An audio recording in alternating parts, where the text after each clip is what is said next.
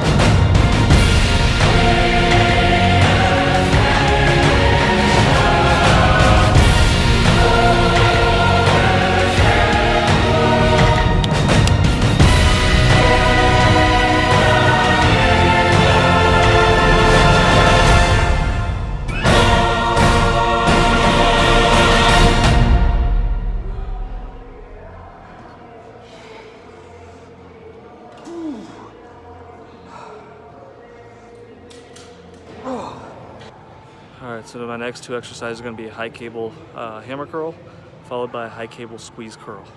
So I'll just drop the weight, about 5 or so pounds between the 2. So I'll do less reps on the next one, on the drop set, but just hitting the different angles. It's really important for bicep development.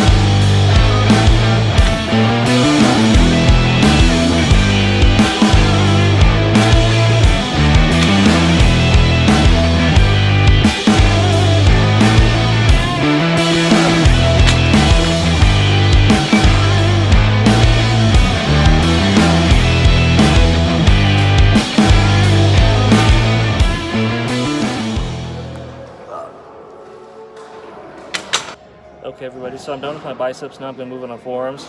I'm going to do a roll gripper, working on the extensors of my forearms. So that's rolling backwards to work the top side of my forearms. Then I'm going to do a barbell behind the back wrist curl to work my forearms, to work my flexors of the forearms. And so I'll go ahead and show you the full set here, and then we'll just go ahead and go through and do 3 sets total.